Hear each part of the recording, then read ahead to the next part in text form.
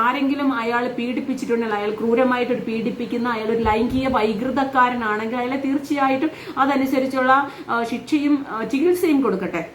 പക്ഷേ അത് തെളിയിക്കാത്ത കാലത്തോളം നമ്മളെപ്പോലുള്ള ആൾക്കാർക്ക് അങ്ങനെയുള്ളൊരു കാര്യം വിശ്വസിക്കാൻ പറ്റില്ല. പ്രത്യേകിച്ചും അയാളെ ഒരു ചങ്കൂറ്റത്തോട് കാര്യങ്ങൾ കൃത്യമായിട്ട് പറയാൻ കഴിയുന്ന, പിന്നെ മൂർച്ചയുള്ള വാളിനേക്കാൾ മൂർച്ചയുള്ള നാവുമായിട്ട് നിൽക്കുന്ന ഇന്നത്തെ ഒരു സമൂഹത്തിന് വേണ്ടുന്ന ഒരു യുവ നേതാവിനെ ഇത്രമാത്രം ജനങ്ങൾ ഇത്രമാത്രം മാധ്യമങ്ങളും പോലീസും സർക്കാരും പിച്ച് ചീന്തുമ്പോൾ അയാളെ കൂടെ ചേർത്ത് നിർത്താതെ അയാളെ അടിച്ചു പുറത്ത് കളയുന്ന ഈ രാഷ്ട്രീയ പാർട്ടികളിൽ നിന്നൊക്കെ അയാൾ പുറത്തു പോകണത് തന്നെയാണ് നല്ലത്. അയാൾ സ്വന്തമായിട്ടൊരു പാർട്ടി ഉണ്ടാക്കുക, അയാളുമായിട്ട് സഹകരിച്ചു പോകാൻ കഴിയുന്ന കുറച്ച് KSUക്കാർ, പിള്ളേർ ഇന്നിപ്പോ തന്നെ കുറച്ച് KSUക്കാർ, യൂത്ത് കോൺഗ്രസ്സുകാരും ഒക്കെ കൊടുക്കുന്ന ആൾക്കാർ, അപ്പൊ അയാളെ ഇഷ്ടപ്പെടുന്ന, അയാളെ സ്നേഹിക്കുന്ന ഒരുപാട് ആൾക്കാർ ഇപ്പോഴും അയാളുടെ ചുറ്റിനുമുണ്ട്. അപ്പൊ നമ്മളും ഒക്കെ അയാളെ സപ്പോർട്ട് ചെയ്യുന്ന ആഗ്രഹിക്കുന്ന ആൾക്കാരെ. കാരണം എന്ന് പറഞ്ഞാൽ അത് നമ്മൾ ഓപ്പൺ ആയിട്ട് പറയുകയാണ്. കാരണം ഒരാളിനെ വേട്ടയാടുമ്പോൾ, ഇങ്ങനെ വേട്ടയാടുമ്പോൾ നമുക്ക് അയാളോട് എന്തോ അറ്റാച്ച്മെന്റ് തോന്നുന്നുണ്ട്. കാരണം ഒരു മനുഷ്യനെ എന്തിനാണ് വേട്ടയാടുന്നത്? ഇങ്ങനെ അയാൾക്ക് ഇതൊരു ദൗർബല്യമുണ്ടെങ്കിൽ, അയാൾ പീഡിപ്പിക്കപ്പെട്ടിട്ടുണ്ടെങ്കിൽ അയാൾ പീഡിപ്പിക്കുന്നതിന് അയാൾ ശിക്ഷിക്കട്ടെ.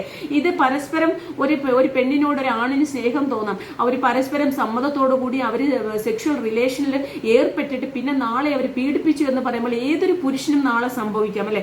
ഞാൻ നാളെ ചെന്നിട്ട് രാഹുൽ മാങ്കൂട്ടത്തിൽ എന്നെ പീഡിപ്പിച്ചു, നാളെ ഞാൻ ചെന്ന് രാഹുൽ മാങ്കൂട്ടത്തിലെ വേറൊരു നേതാവ് പോട്ടെ, ഇവിടുത്തെ സർക്കാരിലെ ഏതെങ്കിലും ഒരു നേതാവുമായിട്ട് ഫേസ്ബുക്കിലോ ഏതെങ്കിലും ഒരു സോഷ്യൽ മീഡിയ അക്കൗണ്ടിലോ ചെന്ന് പരിചയപ്പെട്ട് ഞാൻ ഇന്ന ആളാണ്, അത്യാവശ്യം എനിക്ക് തൊലിവെളുപ്പൊക്കെ ഉണ്ടല്ലോ എന്ന് പറഞ്ഞ് ഞാൻ ഭയങ്കര സൗന്ദര്യം കാണിച്ചിട്ട് ഞാൻ അയാൾ ഒരു 10 പ്രാവശ്യം നിന്ന് ചാറ്റ് ചെയ്ത് അയാളെ എന്നിലേക്ക് അടുപ്പിച്ചിട്ട് ഞാൻ അയാളെ വിളിക്കുന്നിടത്ത് ചെന്ന് കയറി കൊടുത്തു കഴിഞ്ഞാൽ, അയാൾ എന്നെ ബലാത്സംഗം വെച്ച് പീഡിപ്പിച്ചാൽ, അല്ലെങ്കിൽ ഞാൻ അയാളെ കൂടെ കിടന്നിട്ട് നാളെ ഞാൻ അയാൾ എന്നെ പീഡിപ്പിച്ചു എന്ന് പറഞ്ഞാൽ എന്റെ ചെവി കുറ്റി അടിച്ചു പൊട്ടിക്കണം. അതാണ് ചെയ്യേണ്ടത്. കാരണം വല്ലോടത്തും ഇരുന്ന ഒരു മനുഷ്യനെ, എല്ലായിടത്തും അവനവന്റെ ജോലി ചെയ്തുകൊണ്ട് പോയ ഒരു മനുഷ്യനെ അവനെ അങ്ങോട്ട് ചെന്ന് പരിചയപ്പെടുത്തി. അപ്പൊ ചോദിക്കും, അയാളൊരു ജനപ്രതിനിധിയല്ലേ, അവരുടെ കുടുംബകാര്യങ്ങൾ പറയാൻ ഏതോ നാട്ടിലുള്ള ഒരു MLA ആണോ വിളിക്കുന്നത്?